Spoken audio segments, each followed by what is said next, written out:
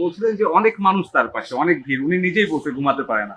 হ্যাঁ। অনেক ক্লাব সংগঠকরাও তার পাশে দেখা যায়, আমরা দেখি তারা নানা সময় নানান ধরনের বক্তব্য দেয় যে বোর্ড ভালো না বা বোর্ড ঠিক না, সেই বিষয়ে কোনো কথা হয়েছে কিনা যে তার পাশে যে ক্লাব সংশ্লিষ্টরা রয়েছে না না, সেটা আসলে সমস্যা।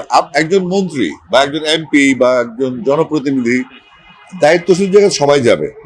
তো ওটা আমি যখন বলেছি সেটা একটা মিডিয়াতে বলেছিলাম। তো এটা আমি এখনো সবাইকে বলছি, আসলে মানুষ যখন সফল হয় তখন চারিপাশে একটু খেয়াল রাখতে হয়। কারণ অতীতে কারা ছিল, অতীতে কারা বন্ধু ছিল, বা অতীতে কারা শত্রু ছিল, এখন কারা আসছে। যেহেতু একটা লম্বা সফর আমিনুল্লাহ শুরু হলো, তার ক্যারিয়ারের নতুন মাত্রা এটা, এবং উনি প্রতিমন্ত্রী হয়েছেন। ভবিষ্যতে বাংলাদেশের স্পোর্টসের জন্য তার একটা বিরাট বড় ভূমিকা আমরা আশা করি। একজন ক্রীড়া প্রতিমন্ত্রী হিসেবে, স্পোর্টসম্যান হিসেবে, উনি তো প্র্যাকটিক্যালি স্পোর্টসম্যান। তো সেটা আমাদের জন্য খুব ভালো যে বাংলাদেশে একজন প্রতিমন্ত্রী এসেছে যিনি স্পোর্টসম্যান। এসব নিয়ে আলোচনা আর পুরোনো স্মৃতি রোমন্থন করলাম আর কি আমরা। ওনার ওই ধানসিঁড়ি রেস্টুরেন্ট আছে 1 নম্বরে, এই মিরপুর 1-এ, ওটা আবার আমি উদ্বোধন করে আসছিলাম। তো ওটা স্ট্যাটাস জানলাম। তো ওটা 6 বছর আগে থেকে খুব ভালোভাবে চলতেছে। আগে অস্থায়ী ছিল, এখন স্থায়ী হয়েছে 6 বছর আগে। এই সমস্ত আলাপ, অন্য কিছু না।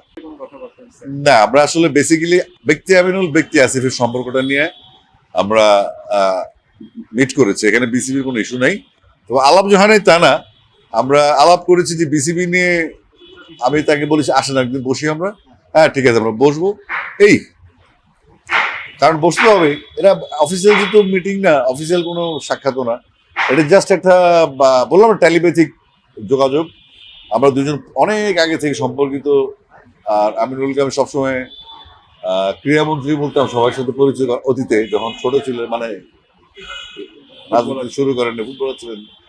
তো এটা খুশির খবর যে আমিনুল এখন প্রতিমন্ত্রী, আমার দেখতেও ভালো লাগছে। প্রতিমন্ত্রী, ওনাকে অভিনন্দন জানানোর জন্য আসলে এই ইস্যুটা।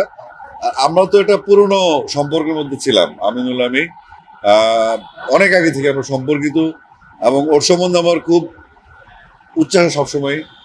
এবং ওনাকে বেগম যে খুব আদর করতেন, আমরা একসাথে বেগম যেখানে যেতাম। তো আমরা বেসিক্যালি যাওয়ার উদ্দেশ্য হচ্ছে, উনি আমাকে ফিল করছিলেন, আমি আমাকে ফিল করছিলাম, পুরনো সম্পর্কে রয়েছে। তো সেটা একটা অন কাইন্ড অফ টেলিপ্যাথি, দুজন দুজনকে মিস করা, ওটা ফিল আপ করার জন্য গেছিলাম। এবং ওনার বাসায় গিয়েছিলাম, আমরা মিনিট 10-15 ছিলাম।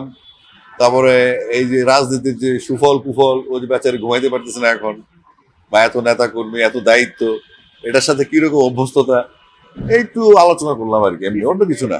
সব ধরনের খেলার খবর পেতে সাবস্ক্রাইব করুন। সঙ্গে থাকুন খেলার পাতার।